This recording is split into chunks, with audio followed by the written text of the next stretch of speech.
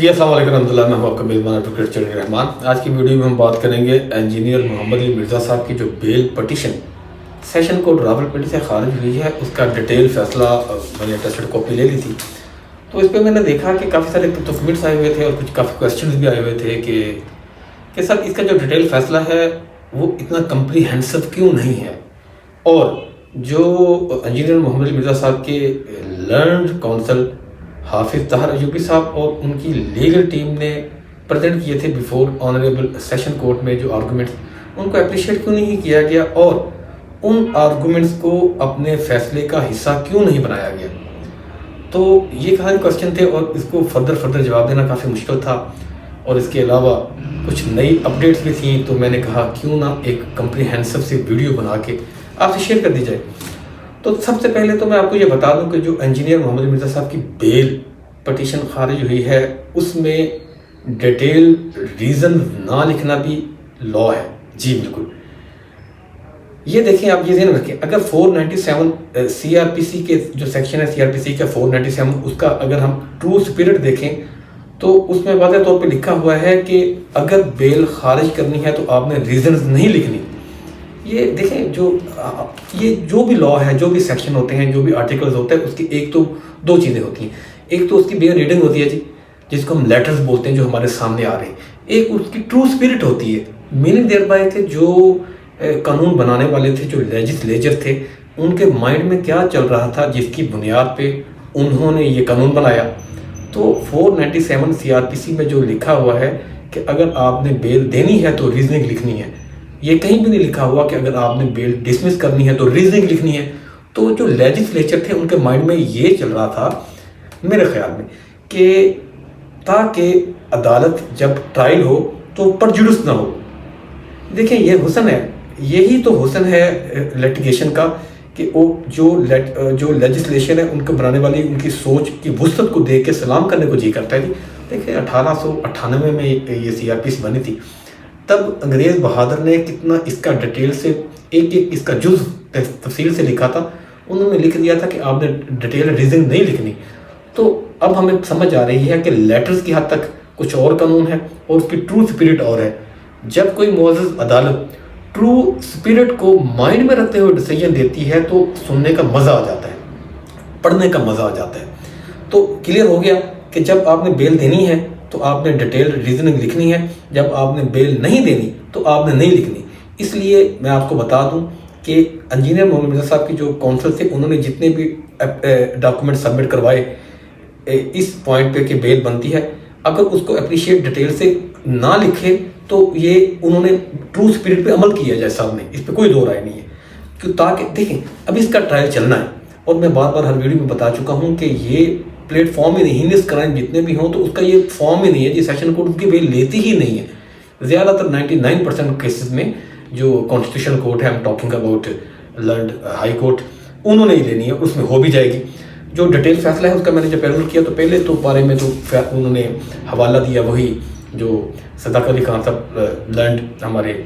جو ہے جج صاحب, انہوں نے واپس میٹر جو ریمانڈ کیا تھا تو اس کا ریفرنس کے بعد انہوں نے ڈیٹیل فیصلہ لکھا ہے اور انہوں نے فیصلے میں بھی یہی کہا ہے کہ ٹرائل ہوگا تو چیزیں واضح ہوں گی. فی الحال بیل نہیں بنتی اور ڈسمس کر دیا. تو میں ایک چیز آپ کو واضح طور پہ بتا دوں, بیل ڈسمس ہونے کا یہ مطلب ہرگز نہیں ہوتا کہ یہ بندہ گلٹی ہے. دیکھیں ایک بات ہے, آسیہ بی بی کیس میں سپریم کورٹ نے کلیئر کر دیا ہے, آپ نے سنا ہوگا ان دا کیس آف مسمات آسیہ بی بی, اس میں سپریم کورٹ نے has categorically held that if a single circumstance creates reasonable doubt about the apprehension of guilt about any accused, اس میں لفظ بڑا یہ سنیے گا, then he shall be entitled to that benefit not as a matter of grace and concession but as a matter of right. یہ supreme court میں نہیں کہہ رہا, سپریم کورٹ کے ورڈ سے. تو چونکہ یہ ہم پروڈنٹ مائنڈ ہے, آپ پروڈنٹ مائنڈ ہے, میننگ کے ہوشیار دماغ, سمجھدار آدمی, تو ہمارے دماغ میں یہ چیز چل رہی ہے کہ یہ کیس نہیں بنتا. تو ہاؤ از اٹ پاسبل کہ جو ہمارے لرنڈ جسٹس صاحبان ہیں ان کے مائنڈ میں کیوں نہیں آئے گا. تو آپ نے بالکل گھبرانا نہیں ہے جی, تسلی رکھیں, پریشانی کا وقت ہے, اس میں کوئی دو رائے نہیں ہے, لیکن ہماری دعا ہے کہ جو بھی ہو قانون اور آئین کے مطابق ہو اور نقل کفر کبھی بھی گناہ نہیں ہوتا، یہ تو واضح ہے، اس میں مولانا تقی عثمانی صاحب جو ہیں ان کا فتویٰ بھی موجود ہے، اور اس کے علاوہ میں لاسٹ ویڈیو میں بھی بتا چکا ہوں جو ہمارے فقہ کرام ہیں اس میں بڑے فیمینن ہیں، مشہور ہیں، جس میں طارق مسعود صاحب ہیں، جس میں شیعہ کمیونٹی کو لے کے ہمارا سیکٹ جو بڑا معزز سیکٹ ہے، ان کے جو ہیں جواد نقوی صاحب اور شہنشاہ نقوی صاحب، ان سب کی ایک ہی رائے ہے اس بارے میں کہ یہ جو انجینئر محمد علی مرزا صاحب ہیں اس گستاخی کے مرتکب نہیں ہوئے۔ اور ابھی آپ دیکھ لیجئے گا، ابھی جو 4 دسمبر کو فیصلہ اناؤنس ہونا ہے، محسن اختر کیانی صاحب ہز لارڈشپ جو کیس سن رہے ہیں، جو ایک پرائیویٹ کمپلینٹ کی طرف سے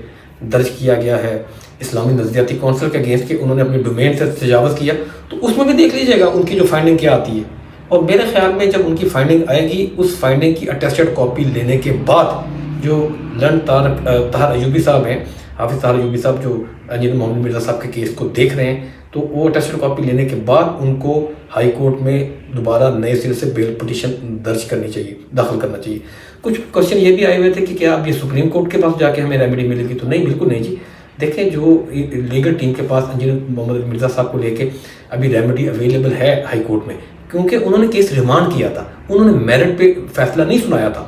کیونکہ جب کیس ریمانڈ ہو جائے تو وہ جو ریمیڈی ہوتی ہے وہ ابھی اویلیبل رہتی ہے۔ تو دیکھیں کیا بنتا ہے جی۔ فیصلہ میرے پاس پڑا ہوا ہے، میں نے پڑھا ہے، آپ کو پورا پڑھ کے سنانے کی ضرورت اس لیے نہیں ہے کیونکہ ابھی اس کی فائنڈنگ وہ راکٹ سائنس کے طور پہ نہیں ہے، تو 497 کی جو ٹرو سپیرٹ ہے اس کو مطابق ہی جیسا ہم نے فیصلہ کیا ہے۔ اور بہت ساری ویڈیوز میں دیکھ رہا تھا، بہت سارے کویشچن بھی آئے ہوئے تھے کہ جو کیا الفاظ کی کمی تھی یا ڈاکومنٹس کی کمی تھی، جو طاہر ایوبی صاحب ہیں، حافظ طاہر ایوبی صاحب، تو ایسی کوئی بات نہیں ہے یار، یہ ضروری نہیں ہوتا کہ ہم وہاں جو سارے آرگومنٹس کریں تو جیسا ان سب آرگومنٹس کو اپنے فیصلے کا حصہ بنائیں، ایسا بالکل نہیں ہوتا اور ہونا بھی نہیں چاہیے۔ ابھی میٹر چلنا ہے جی، ٹرائل چلنا ہے، تو پرجوڈس ہو کے متصب ہو کے کورٹ پہلے ہی بیٹھ جائے۔ میں آپ کو مثال دیتا ہوں،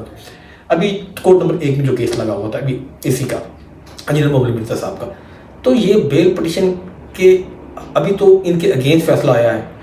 اگر اگینسٹ فیصلے میں ہی تمام جتنے بھی آرگومنٹس اور جتنے بھی انہوں نے سپورٹنگ ریلیونٹ ڈاکومنٹ سبمٹ کروائے تھے ان کو اپریشیٹ کرتے ہوئے اپنے فیصلے کا حصہ بنا دیتی کورٹ، اور اس کے اینڈ پہ بیل پٹیشن کو خارج کر دیتی، پھر کیا ہوتا؟ اور اس کے بعد یہ کورٹ چینج ہو جاتی، کہیں ٹرائل کہیں شفٹ ہو جاتا، یا جیسا بھی پوسٹنگ آ جاتی کوئی اور جیسا آ کے بیٹھ جاتے، تو کیا وہ پرجوڈس نہ ہوتے اس کیس کو، اس فیصلے کو پڑھ کے، کہ اتنی ڈیٹیل سننے کے بعد ایک جو آرگومنٹ تھا اس کو اپریشیٹ کرنے کے بعد بھی جج صاحب جو میرے سے پہلے تھے انہوں نے اس کیس کو اس قابل نہیں سمجھا کہ بیل گرانٹ کی جائے۔ تو یہ 2 ایج ویپن ہے جی بیل، اس میں دیکھیے گا کبھی بھی اس طرح واقعی نہیں ہونا چاہیے کہ آپ ڈیٹیل مینشن کرنے کے بعد اگلے بندے کا ریلیف سنگ کاری ہو، تو پھر وہ آگے کیا کرے گا؟ تو جو فیصلہ ہوا ہے قانون ان کے مطابق ہے، اور ریمیڈی ہو ان کے پاس ہائی کورٹ کی اویلیبل ہے، اور انشاءاللہ وہاں جا کے بہتر ہوگا۔ دعا میں یاد رکھیے گا، آپ کا میزبان ایڈوکیٹ چودھری رحمان۔